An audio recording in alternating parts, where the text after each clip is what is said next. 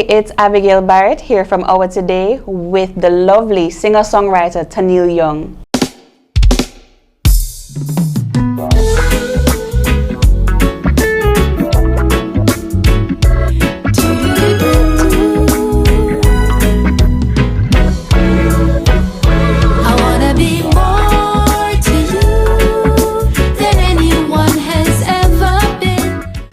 Tell me about Tenielle Young. Who is she? What makes her her? Well, I am a singer, a songwriter, and a poet. I'm also a mother, a wife, and a business owner. I've been married for 18 years. I have 3 daughters, Layla, who's 16, Leah, who's 13, and Lily, who's 10, and 2 cats, Luna and Sebastian. No dogs? No dogs, not as yet, but soon. I studied sciences when I was in secondary school. I attended Bishop Anstey High School in Trinidad and Tobago. And then at university level, I studied business. And then I got married right after I got my degree. And within 5 years, I had my 3 daughters. And I opened my first business, which was inspired by my children. And okay, what was that? It was a children's clothing store. Okay, and clothes. I also, a year or 2 after, I added a photo studio to the clothing store. So do tell, how do you go from clothing and photo studio to music? Well, what's the journey? What's the journey in between those 2 things? From as long as I can remember myself, I've always loved singing. I grew up singing. I grew up always with the radio on. My parents always had it on in the car. When I went to work with them, I was always exposed to music. And I always dreamed of performing, but never thought that it would be something that would actually happen. And one story that has stuck with me throughout my life is when I was about 7 years old. I would come home every day from school and I would sing in the shower. And where we lived, the houses were close together. And there was a little boy who was living with his grandparents next door.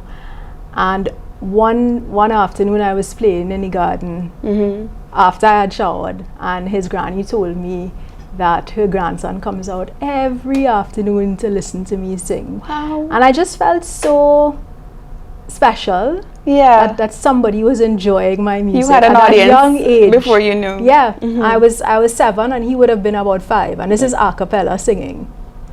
Good even then. I eventually closed down the clothing store and started just focusing on my family and just getting into being a real homemaker. And my children started vocal lessons. So they sing? So they sing as well, and they have been featured on one of my songs, and we've done projects together. We've sang together at Christmas time. It's something that we enjoy doing as a family.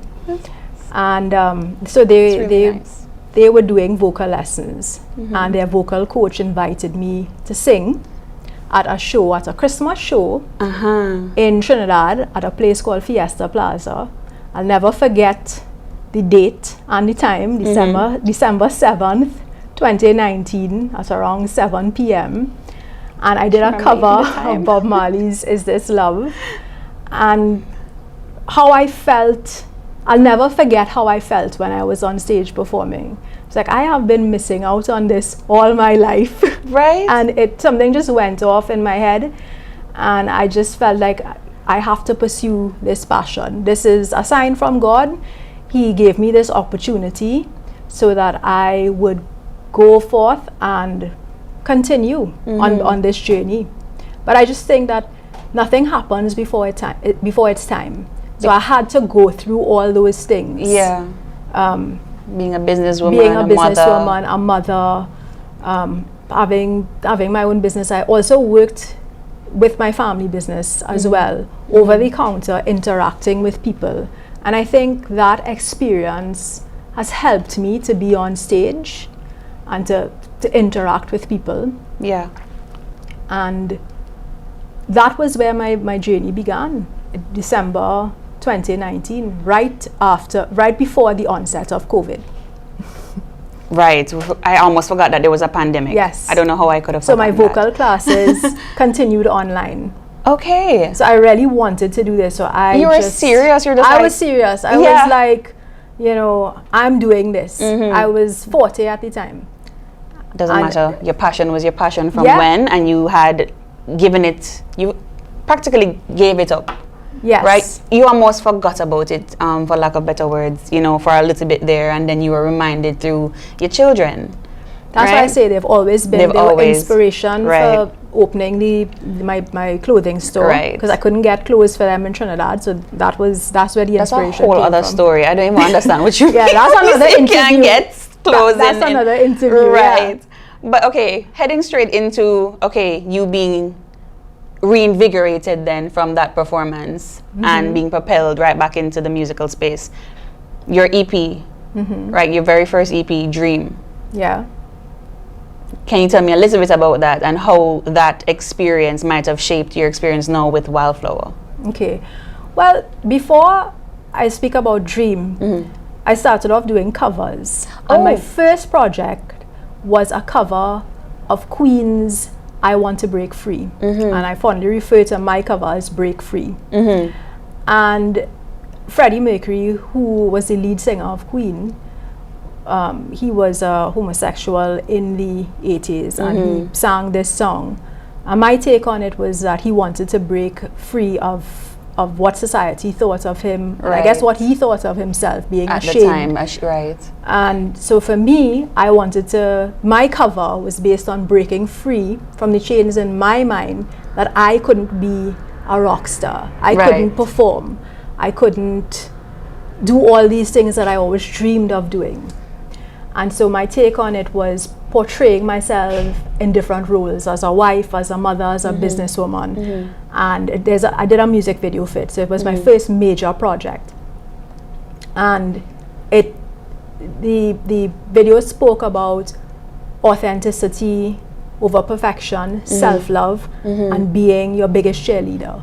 And so all those themes have shaped my songwriting, Right. my singing, my aspirations, and it has been infused in everything that I've done going forward. So I started off doing these covers, and a lot of my covers were like from the 80s, because that's what I grew up Right. listening to Influences. on the radio.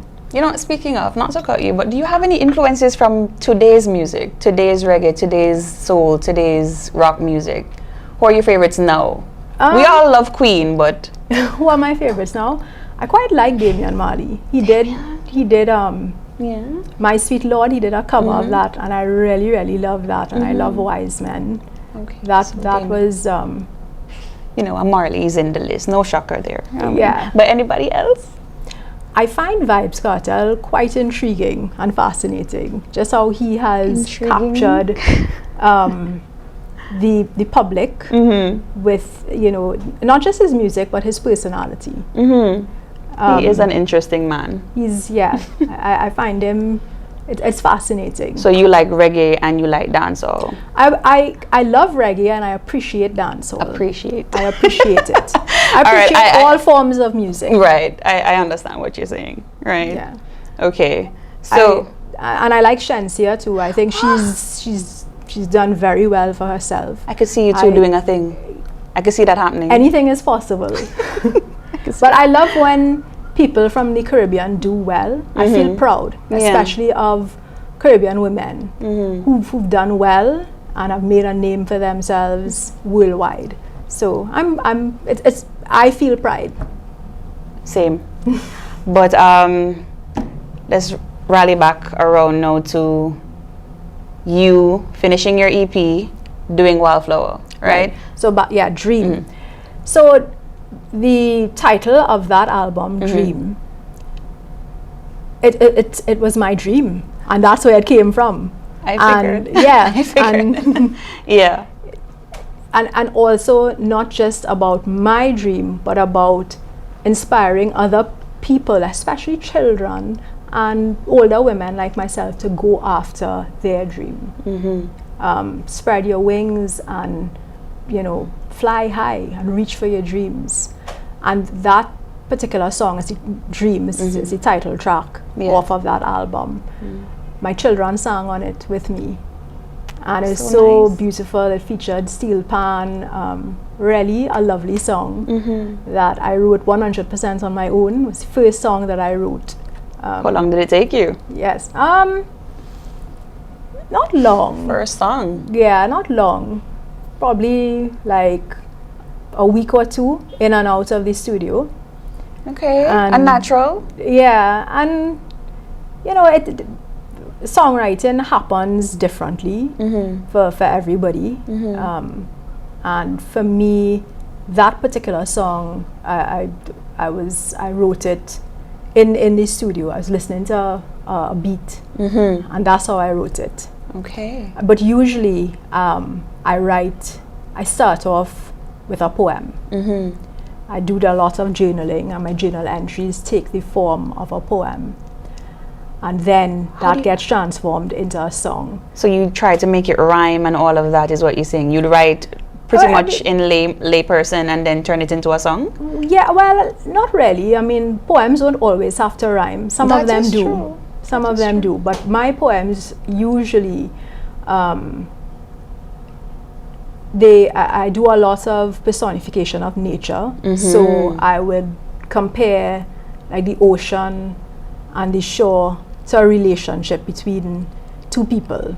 Wow. And I would speak about love in that way. Yeah. Or I did one about our Queen's Park Savannah in Trinidad, and I spoke, we have pui trees and different flowering trees, and I liken those trees to people having a conversation about what takes place in the Queen's Park Savannah. Wow. So a lot of my poems take that shape and form, and that's how Wildflower was written. And Wildflower was first done in Trinidad and redone in Jamaica. Okay. Sorry, but how do the versions differ?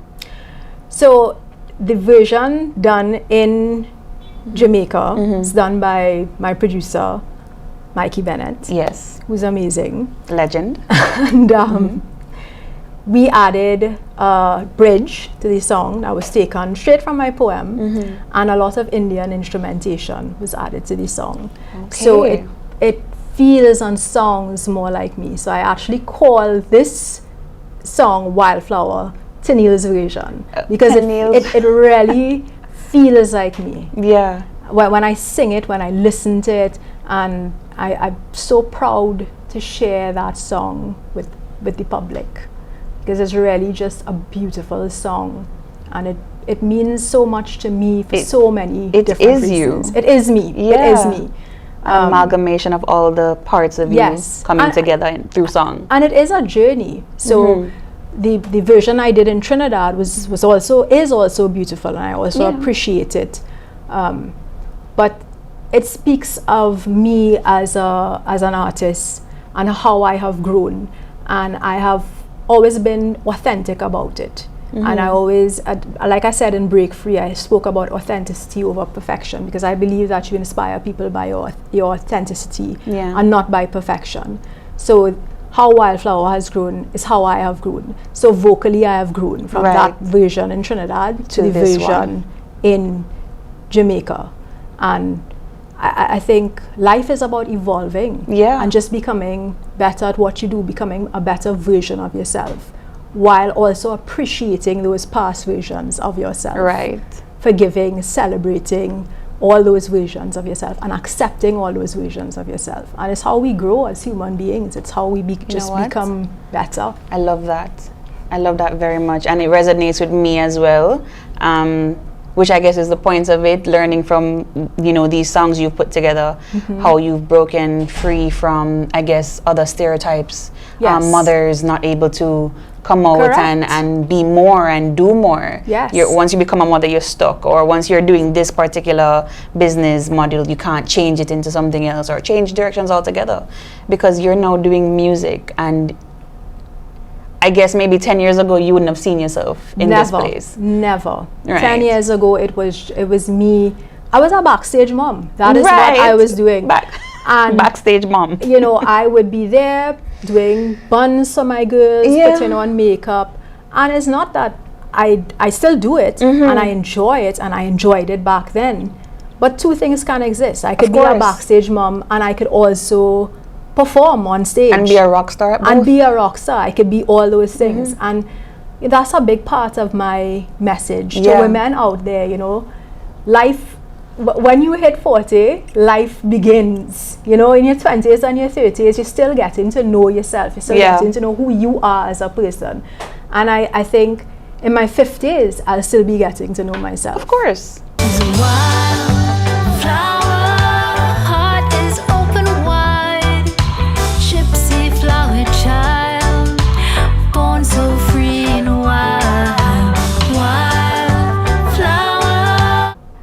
How has the process with Mikey Bennett, how has that shaped, you know, your work so far, and how you think it will shape it going forward? What have you learned then? I have grown as a human being. Really? Not just as an artist from working with Mikey. Boundless wisdom, numerous conversations, music that was produced just for me to sing. Just an words can't describe. So I mean, I can't even put it into words. You look like you're getting all emotional on me. I reached out to him for the first time. I was in Trinidad. It was a phone call. He was in Guyana at a conference, and that was at the end of 2022. And then I went to Jamaica in February of 2023 with my family. And we all attended a jam session, a songwriting jam session at Mikey's place. And that was where More to You, which is one of the tracks off of my new EP, Wildflower, that's where it was born. Okay. And it was my first, because I've never written like that. Right. It was my first experience at a songwriting jam session. All these different creatives just kept coming, and I just started, and that's how this song was created, and just how he gets all these people together and pools their creativity. And for me, it wasn't about me. It was just about being a part of something bigger than myself and creating music that can touch other people's lives. And More to You is a beautiful song. It's exactly what, you know, like my journal entries about love are about, you know, growing in love. So I always say, falling in love is lovely, but growing in love is far more beautiful and real. And that's what More to You is about. It's about sticking it out with that person, compromise, forgiveness. Real love. Yeah, real love, having that person's back for life. And you know, Mikey really was able to bring that out in that song as a songwriter and a producer, and work with me, you know, just to become a better songwriter. A lot of the mentoring took place over WhatsApp and over conversations before I got to Jamaica. So it's just amazing on so many different levels. So you got formal and informal support. Correct. From Mikey. Correct. Good. Yes. Well, and I met so many wonderful. Care to name drop? Yeah. Well, first of all, the first name that comes to mind is Jamila Falak. Okay. Who, just an incredible human being in so many ways. I remember, so I met her that night at the first songwriting session, and she sat next to me. I was all reserved at first, and I kind of broke out of it, and she handed me the mic, and then I just started singing. And she was at me the first time she was with us the first time I went to Anchor Recording Studios, and just being a support system, you know, and helping me. It was the first time I was recording reggae, so helping me with all those different things, taking videos and pictures so I could cherish those memories forever. I still have them with me.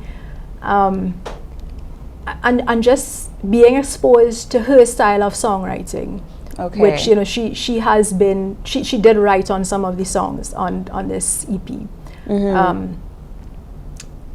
Wade Johnson, who did the keyboard and did a lot of the composing for quite a few of the songs. Kirk Bennett, drummer, just amazing. I think I've heard about Kirk Bennett, Yes.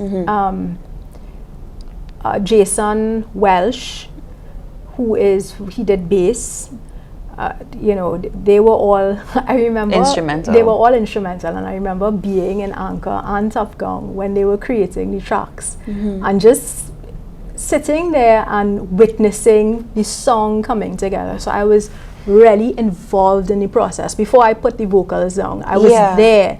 Mikey gave me that opportunity to be there, to be a part of it. So that's why it was a huge learning process for me, because I was able to witness that and see how a song builds and creates into, as a person, you hear it on your radio, but I experienced how that came about. How it comes together. How to storytell. Right. And it's a process. It doesn't just happen like that. I mean, I'm sure it's hard. I mean, people get paid a lot for that, just to write songs and stuff. Yes. I wanted to know though, like, in addition to Mikey's great influence and the people you've met and how they've helped shape you as an artist, how has living in Jamaica shaped you? If it's done any type of grating altogether to carve. Funnily, after I did that December 2019 performance of Is This Love, I visited Jamaica right before COVID, so that would have been February 2020. And I went to the Bob Marley Museum for the first time, and I was blown away. I took so many videos outside, because you can't take inside, and it changed me. I've been living here for a year now, and I returned quite a few times after 2020, and I've been to that museum probably like about 4 times. Wow. And every time I go, I just have a different experience. I feel like I'm there with Bob Marley.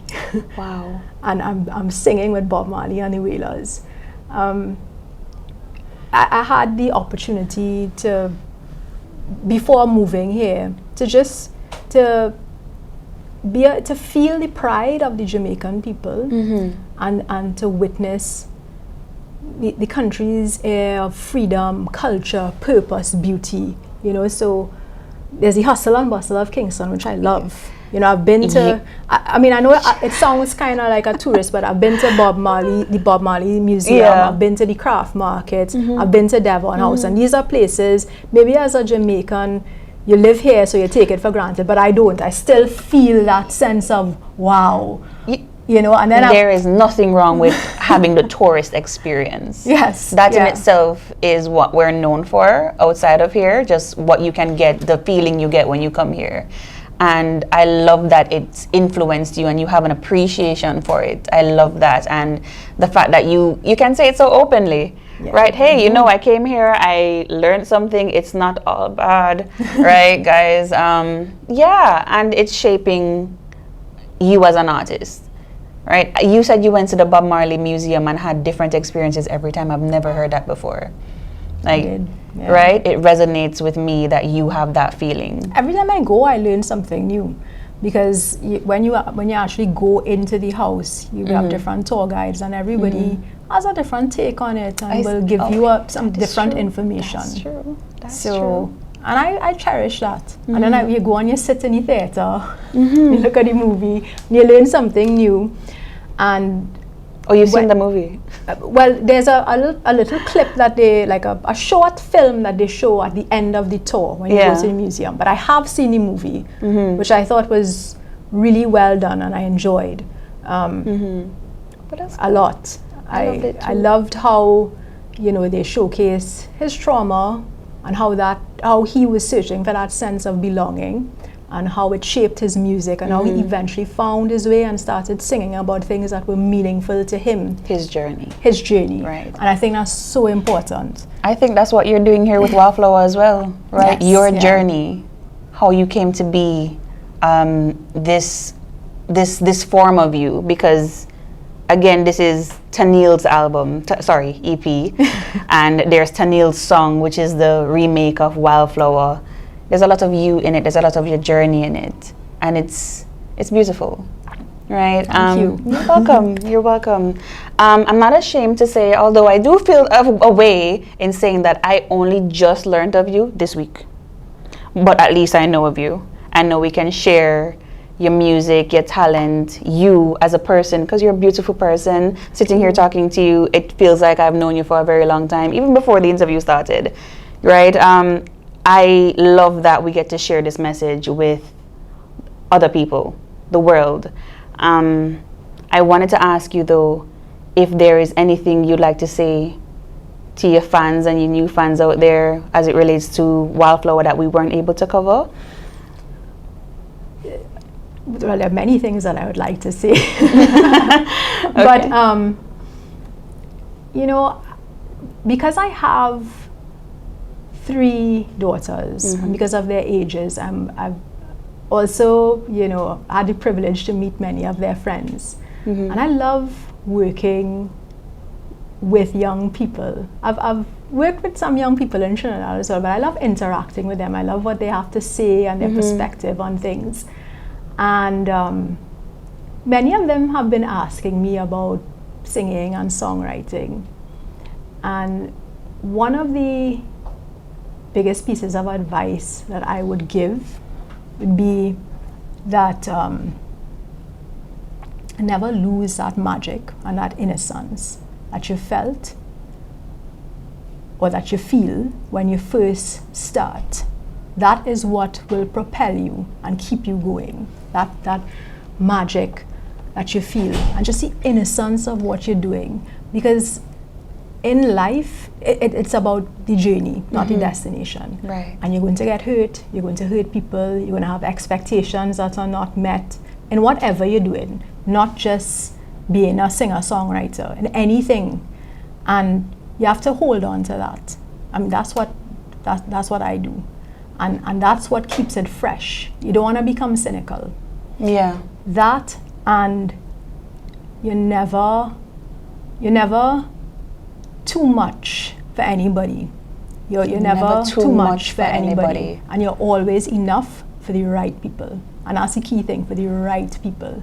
Yeah. So relationships are so important in life, because you know, you could be successful and you could have fame and fortune and everything, but no one to share it with. So the relationships that you make and you form with people over the years are so important. And some people are just on your journey for a short while, and some people stay. But everybody comes into your life for a reason. Powerful and that's message. so important. Yes. And finally, just be you. Always be you. People will love you and accept you just the way you are. And you know, that's the message of Wildflower. You know, she is honest and real. She'll tell you how she feels. Yes. And she doesn't conform to what society's expectations of her are. And the lyrics speak of that. Never in a bouquet or a pretty flower bed. Just anywhere, you know, she'll grow anywhere. You can't judge, you know, a flower could grow out of a pavement. Right. You know, where there's a will, there's a way. I love that. I love that. Oh my goodness. This has been a wonderful experience. Let me just reiterate one more time. Thank you so much for this interview, Tenielle. Thank you for having me. Of course, it was a pleasure to meet you. Thank you.